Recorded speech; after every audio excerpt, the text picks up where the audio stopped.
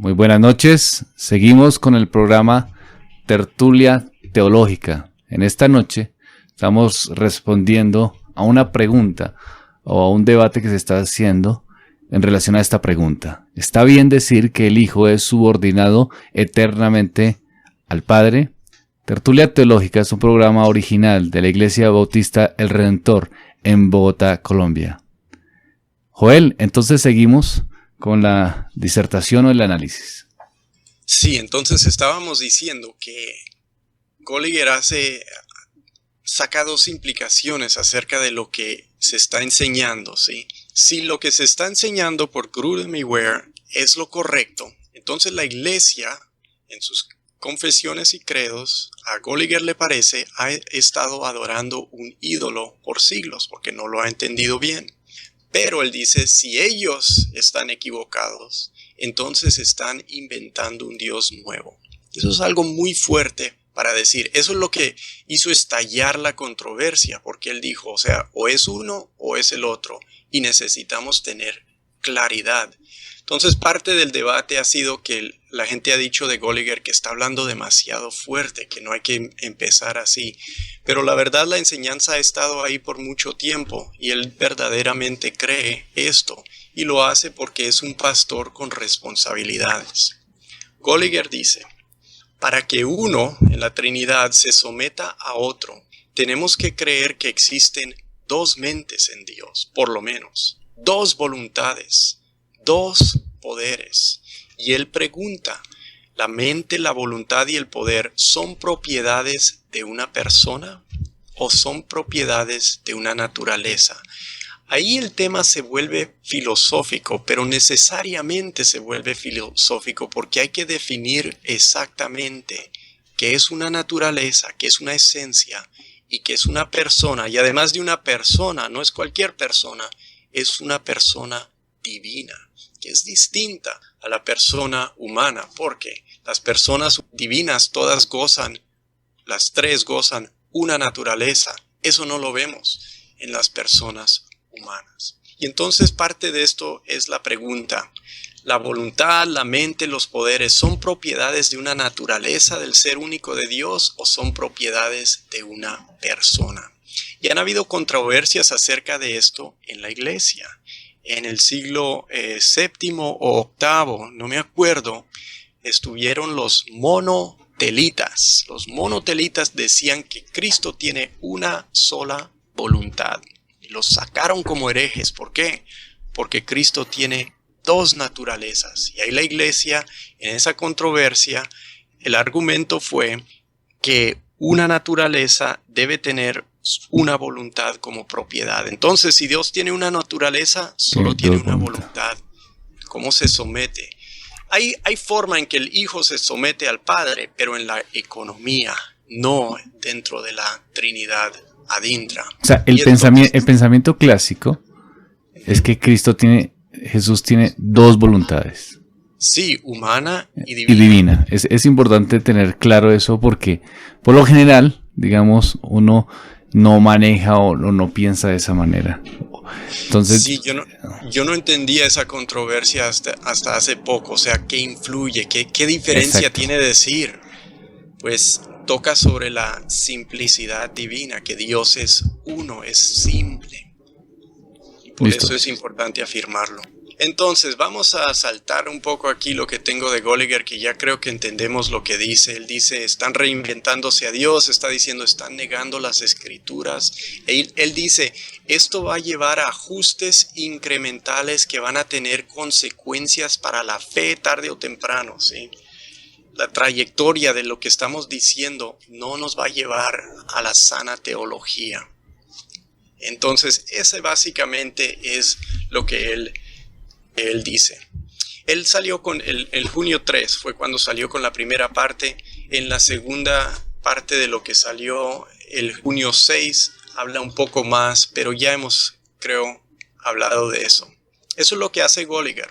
Pero entonces lo impulsa un amigo suyo, Carl Trueman, que es un profesor y es un pastor aquí en el área también. Y él tiene un blog en ese mismo sitio de internet. Y él impulsa lo que dice Gallagher. y dice: estamos cometiendo un error mezclando problemas del complementarianismo, de que la mujer debe subordinarse, la esposa se subordina a su marido y que no tenemos pastoras. Ese tema, todo ese, no hay que mezclarlo con la doctrina de la Trinidad, dice. No es apropiado hacer comparaciones entre las relaciones de las personas de la Trinidad y los del hombre y de la mujer, que son criaturas. Y él dice, mientras la Biblia habla de ambos temas, nunca vemos que los mezcla. ¿Cuál analogía? Él pregunta, ¿cuál analogía nos ofrece la Biblia para entender la relación de marido y mujer? ¿Qué dice la Biblia? ¿Habla de Cristo y el Padre? No, habla de Cristo y la iglesia, ¿verdad? Esa es la analogía bíblica. Entonces él dice, así no se debe hacer lo que ellos quieren hacer. Y él se queja. Los líderes del nuevo calvinismo. El nuevo calvinismo es la coalición por el evangelio y los líderes que están en eso, ¿sí? Él dice, él es crítico de la coalición por el evangelio. Dice, ellos juzgan duro a los que distorsionan la doctrina de la justificación. Y con eso él no tiene problema. Pero ¿por qué no juzgan a los que distorsionan otra doctrina fundamental, que es la doctrina de Dios? Y él dice, él es historiador. Históricamente, problemas sobre la doctrina de Dios han sido más pesadas para la iglesia, más destructivas. Esas doctrinas, esos problemas sobre la doctrina de Dios, el arianismo, el socinianismo y problemas de la Trinidad y teología propia. Y él dice, por más importante que sea la redención, y lo es, no se mantiene en la doctrina de la redención sin una robusta doctrina de Dios. Entonces él llama a los líderes del nuevo calvinismo, que están como defendiendo a Grudem y Ware, a pronunciarse sobre esta situación, ¿sí? Entonces los confronta y hace que requiere que alguien responda a la situación. Y él dice, si siguen por este camino se van a volver triteístas, van a tener tres dioses, porque ya están como que hablando de tres voluntades, y eso te va a llevar a una herejía, que tienes tres dioses. O vas a subordinar a los seres, vas a tener Dios el Padre como el Dios Todopoderoso, y abajo de él un menor Dios que es Jesús, que es Cristo, y eso es arianismo, él dice, y hay que evitar eso. O él le dice, el problema de amarrar esto al complementarianismo es que van a abandonar la ortodoxia o van a abandonar el complementarianismo. Y él dice, tenemos que mantener ambas cosas.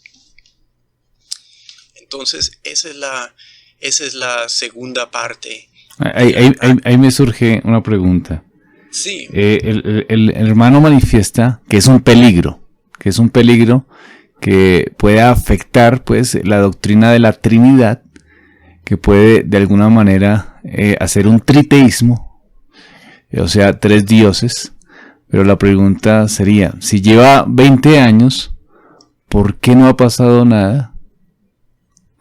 Es decir, esto se ha asumido, por lo menos en la América Latina, en los seminarios conservadores de teología bautista reformada, utilizan la subordinación operacional o subordinación económica. Lo he visto en sus programas y, digamos, está dentro del tema, ¿sí? Y no se había reflexionado antes como se está haciendo hasta ahora. El hermano está manifestando que puede haber un peligro, pero pues el peligro no se ha dado. Sí, no se ha dado. Bueno, eso es por varias razones. Una de ellas es que en realidad no hemos entendido bien con claridad lo que dicen ellos, y estamos diciendo, bueno, si están hablando de una subordinación, ellos usan en inglés el término functional subordination, de funciones, pero lo están llevando, y no nos damos cuenta que lo están llevando a la Trinidad ad intra, o sea, lo que es ontológico, pero solo operacional. Decimos, no, bueno, pues eso es en cuanto a la salvación, eso no es algo eternamente del ser del Hijo que se tiene que subordinar al Padre, de la persona del Hijo que se tiene que subordinar al Padre. Entonces parte de eso es que no hemos entendido. Parte de eso es que sí se ha hablado, pero no en forma tan agresiva y pública como recientemente. Ellos por final estallaron. Lo han hablado todo durante el año que yo he conocido a algunos de ellos, lo han hablado. Han habido conferencias de bautistas reformados, una en diciembre del año pasado, que se dirigió a esto específicamente. Y un compañero mío que ya obtuvo su doctorado y escribió su disertación sobre la simplicidad divina, él lo ha estado manejando y advirtiendo acerca de esto por varios años. Otra cosa que cabe decir es que en los tiempos del cuarto siglo se demoraron casi todo el siglo de entender y debatir y concluir ese problema, ¿sí? Lo que está saliendo de aquí no necesariamente tiene que salir en 20 años, pero sí va a tener consecuencias tarde o temprano. Que algo no se manifieste en 20 años, en términos de la historia humana y la iglesia y la historia de la iglesia, no es mucho tiempo. Y la verdad, yo creo que ellos sí advierten bastantes peligros, porque lo que se está diciendo y la forma en que se están defendiendo ellos no conduce al uso responsable de las confesiones. Y esa es la tercera cosa que diría esta persona. Hay gente que no se da cuenta de eso porque la verdad no creen que las confesiones y los credos son tan importantes. Dicen, estos son documentos históricos, claro que son buenos, pero al fin del día estos no influyen tanto en nuestra interpretación y quieren acogerse nada más a la Biblia. Y es como responden Grudem y Ware, dicen, ustedes respetan demasiado estos credos y nosotros lo que respetamos es la Biblia nada más, porque la Biblia es nuestra única autoridad absoluta. Entonces, ese es parte de cómo se explica eso y cómo se confrontan. Se confrontan en cuanto a eso. Bruce Ware es el que más ha respuesto. Grudem también respondió. Él dio una lista de teólogos que están de acuerdo con él a través de todas las edades. Y pues no lo hizo muy bien y muy rápidamente le demostraron que él no sabía lo que estaba haciendo ahí. Ware ha dado respuesta más concreta. Y él lo que hace es rechaza las acusaciones. Él afirma, hay un solo Dios. Yo no niego que hay un solo Dios. Él afirma que Cristo es homoousios, o sea, igual, de la misma sustancia que el Padre, de la misma naturaleza. Afirma, de todas maneras, esta subordinación eterna, ¿sí? Entonces dice, lo que ellos están diciendo es una contradicción. Yo niego que es una contradicción. Y entonces, y él niega que está haciendo un lado los credos y confesiones, pero él dice, mi teología está motivada por el estudio de la Biblia, que es lo que me lleva a veces a exaltarla sobre los credos y confesiones. Y entonces él dice, acusa a Gallagher y Truman de no entender que la subordinación es de la persona y no de la esencia, ¿sí? Pero, pues la acusación es que lo que está diciendo implica la esencia. No tanto la esencia, pero implica lo que es una propiedad de la esencia en la persona. Y así las confunde. Él también dice que no entienden que la diferencia es operacional, que es el nivel al que operan las personas, ¿sí?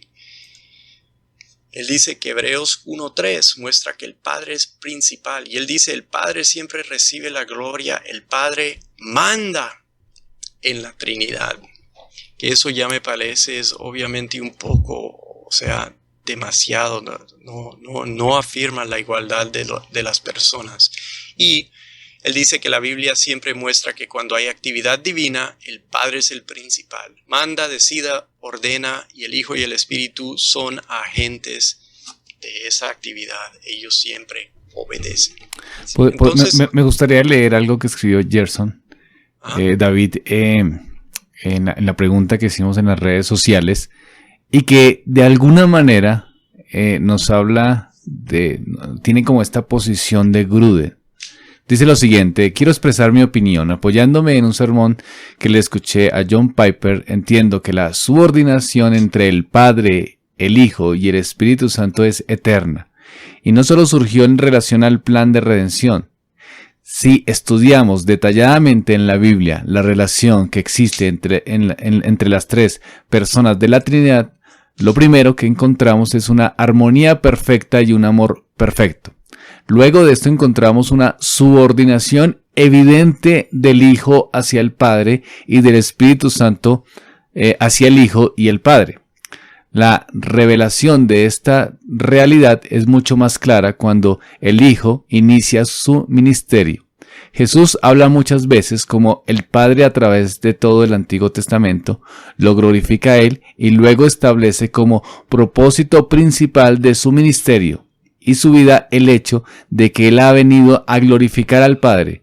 Y por último, cuando anuncia la venida del Espíritu Santo, habla de cómo éste vendrá para glorificarle a Él y al Padre.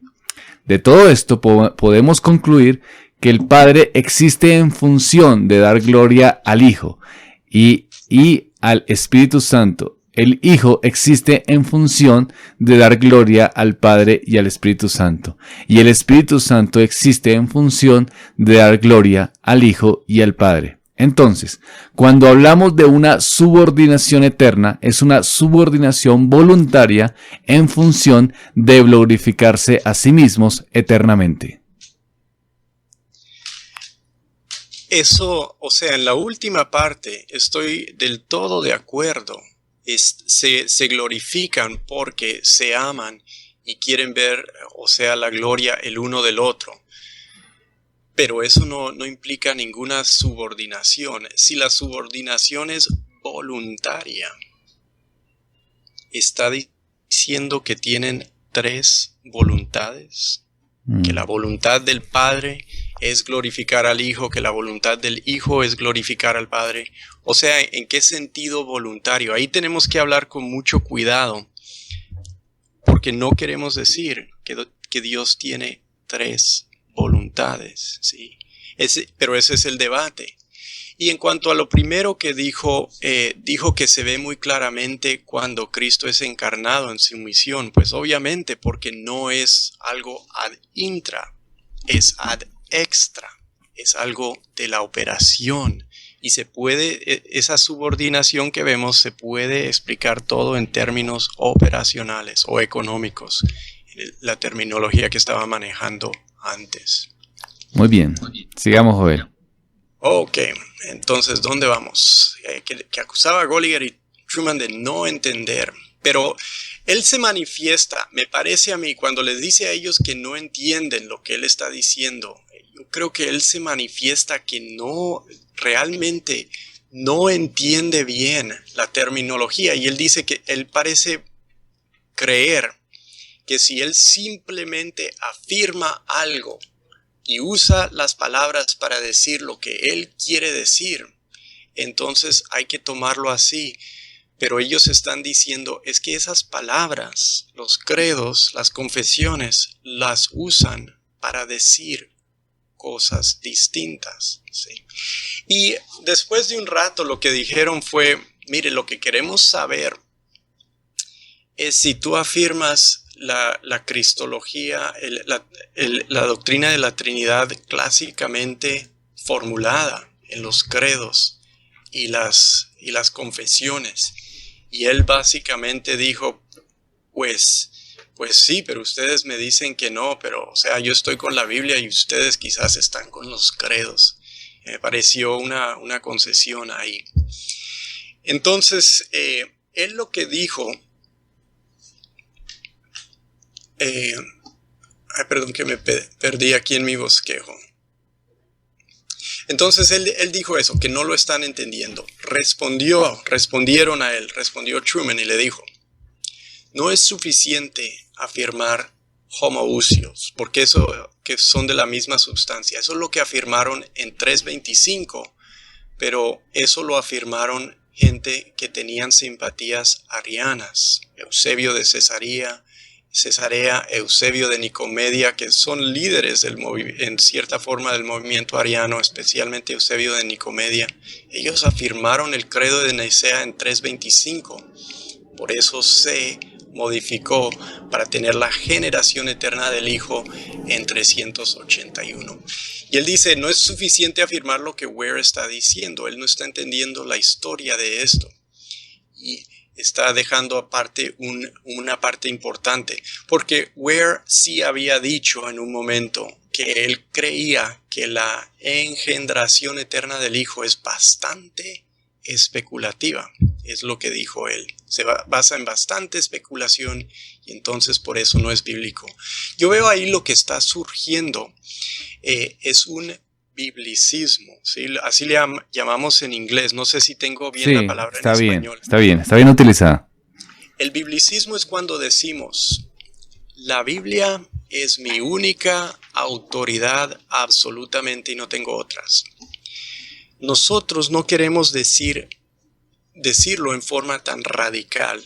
Y a veces nos acusan de ser escolásticos, escolasticismo, ¿sí? Queremos decir, la Biblia es nuestra única autoridad infalible, ¿sí? Es la única de toda confianza, pero hay otras cosas que informan, como la teología que hemos desarrollado. Por ejemplo, el atributo que dice que Dios no tiene partes, que Dios es simple, no se deriva directamente de un pasaje bíblico. Se usa para entender y mantener otros atributos que sí se derivan del texto directamente. Es decir, cuando empezamos a investigar esos otros atributos, qué es lo que quieren decir, qué es lo que implican, por implicación llevan este otro atributo. Y Ware parece ser una persona que cree que si su doctrina no aparece directamente en el pasaje, ahí dicho explícitamente, no le tiene confianza. Y entonces eso es algo en contra de lo que van los credos y las confesiones, porque reflejan teología mejor desarrollada, ya con más pensamiento, con inferencias lógicas, con distinciones filosóficas que informan una doctrina sofisticada. ¿Qué es lo que es la Trinidad? La doctrina de la Trinidad. Entonces, es claro que creemos en la suficiencia de las Escrituras. Aquí el punto es que hay cosas de interpretación, de desarrollo teológico, y echamos mano de cosas que ya se han meditado, se han hablado, que la historia, digamos, en algún momento se ha debatido y podemos, digamos, hacer análisis en ciertas cosas. No vamos a encontrar muchos aspectos como un texto referente a eso, ¿no? Entonces ahí es donde entra la confusión posiblemente de estos hermanos que manifiestan que se está enfocando mucho en los credos y en las confesiones, pero los credos y las confesiones no son otra cosa que argumentación bíblica. Sí, son interpretaciones de la Biblia, pero son interpretaciones que no son privadas, de las cuales muchos creyentes a través de los años, han apoyado y con las cuales nos queremos identificar. Hablando de confesiones, yo puedo ilustrarlo haciendo una confesión. Yo no me formé en círculos reformados. Cuando yo llegué a la Reforma y luego fui en Bogotá y estuve ahí predicando, yo en un aspecto, en una cosa, fui un biblicista. Y fue en este aspecto. Yo en ese momento rechazaba el pacto de obras, que es como mencionado en nuestra confesión, aunque no es tan claro como en otras confesiones. Pero yo dije esto: cuando yo leo el libro de Génesis, yo no veo nada de un pacto de obras. Entonces no hay pacto de obras. Saquen el pacto de obras, que no es bíblico. Bueno, no lo decía así de fuerte, pero eso es lo que creía yo. Sí, claro. ¿Sí? Pero entonces me he dado cuenta que el pacto de obras es algo que surge de la teología, no cuando estamos mirando solo el texto de Génesis, pero cuando estamos viendo el panorama bíblico, estamos manejando el tema de la ley, estamos manejando de cómo Dios maneja su creación antes de la caída, después de la caída, a la luz del pacto de gracia. Y es un pacto que tiene una necesidad teológica más que exegética. Eso no quiere decir que no es bíblico. Sí es un pacto que se enseña, se ve dentro de la enseñanza de la Biblia. Es que no sale de examinar un solo pasajito y ahí encontrar que si sí está o si no está, porque pues Génesis es donde se debió llevar a cabo. Así no se hace.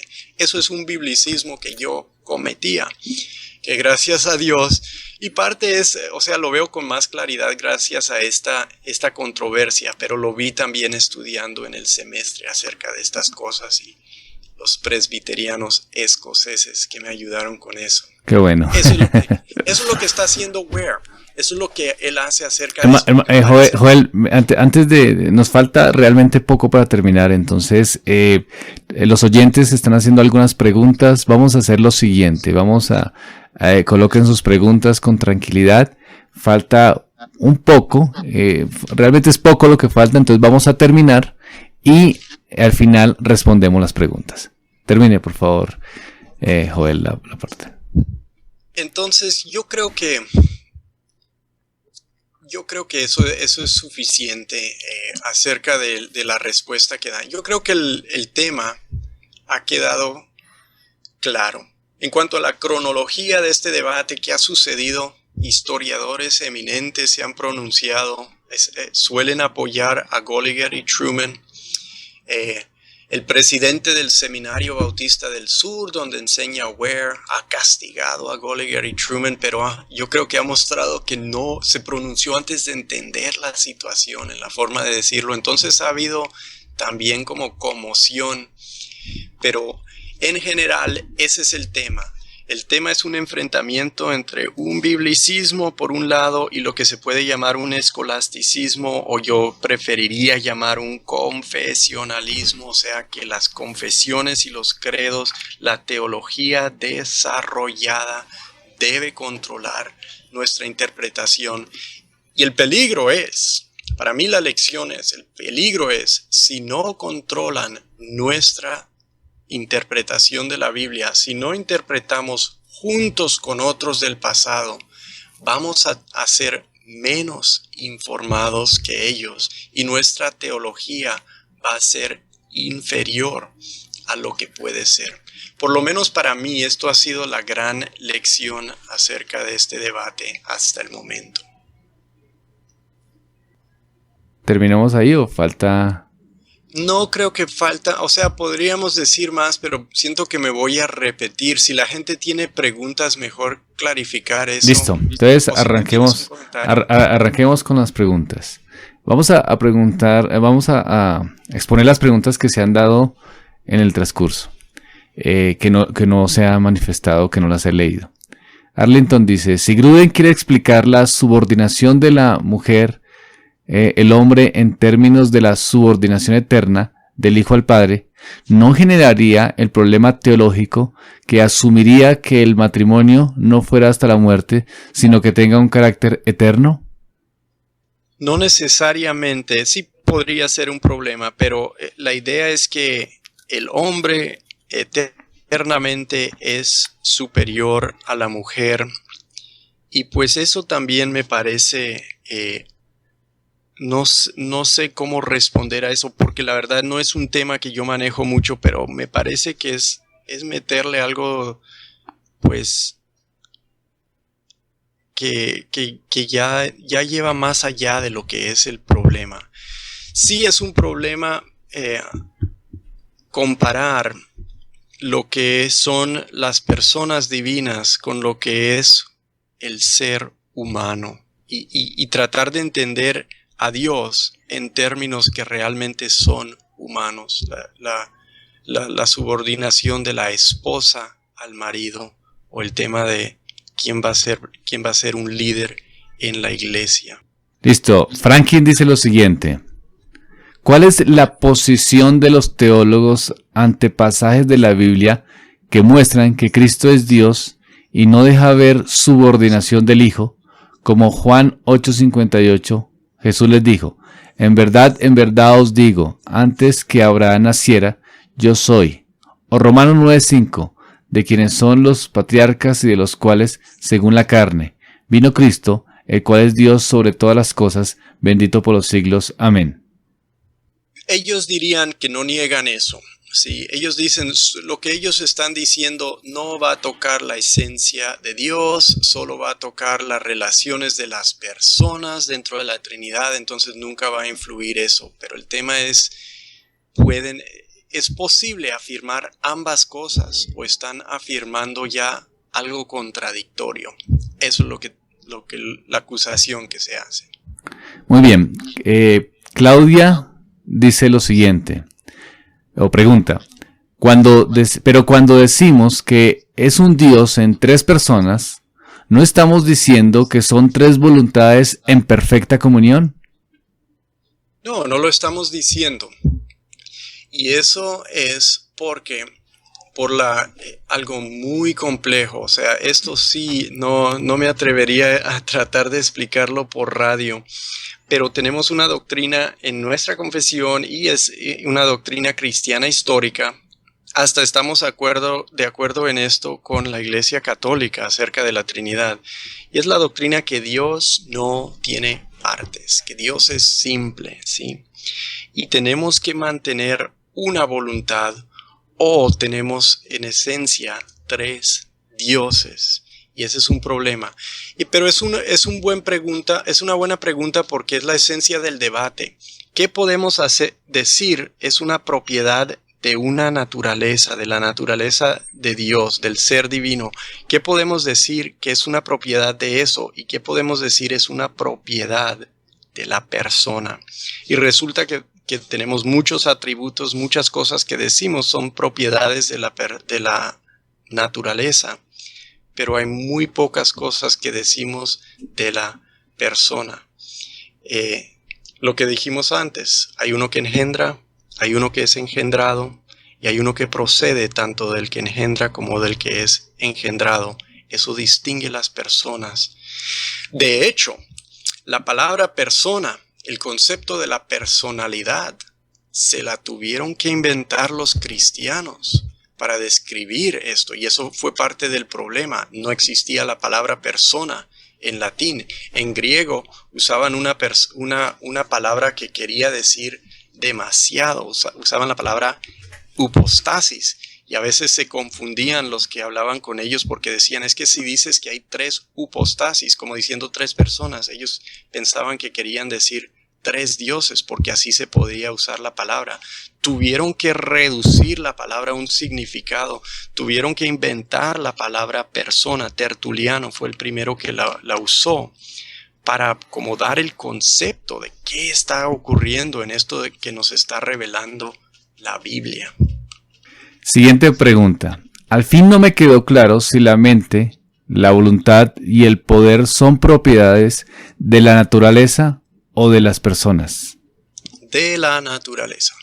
Hay un solo poder, hay una sola voluntad de Dios, hay una sola mente de Dios, según lo que nos enseña la teología clásica cristiana.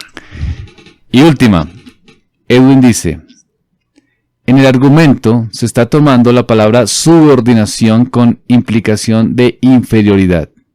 ¿No podría ser subordinado sin que esto implique necesariamente que sea inferior a otro o que sean dos dioses? Así como en el plan de redención no se está hablando de dos divinidades, tampoco el Hijo como Dios no es inferior al Padre.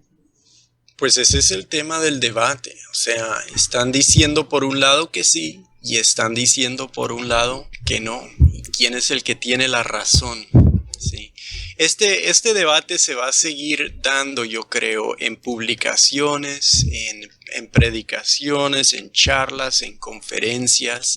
Lo que están buscando, por un lado, los que están acusando a Grudem y Ware, lo que están buscando Gallagher y Truman, es que los líderes de la Coalición por el Evangelio y los otros movimientos grandes que abarcan muchos evangélicos se pronuncien en cuanto están de acuerdo con el credo de Nicea y todo lo que implica con las confesiones, o si no están de acuerdo. ¿Para qué? Para saber decirles a sus iglesias que ellos pastorean: miren, esta gente tiene esto, creemos que va a conducir a error, queremos apartarnos de lo que ellos están diciendo en cuanto a este tema. Eso es lo que quieren esclarecer. Muy bien, Joel, muchas gracias. Un precioso tiempo de mucho aprendizaje. Gracias a nuestros oyentes. Les recordamos que este es un programa original de la Iglesia Bautista del Redentor, tertulia teológica, donde podemos conversar de todos estos temas tan interesantes de tanto provecho. Y también recordarles que seguimos, ¿no, Joel, con la historia? Estamos viendo la patrística, los padres apostólicos estamos viendo, y seguimos entonces, estamos hablando de la persecución. Entonces los esperamos el próximo lunes. Muchas gracias, hermanos, el Señor les bendiga.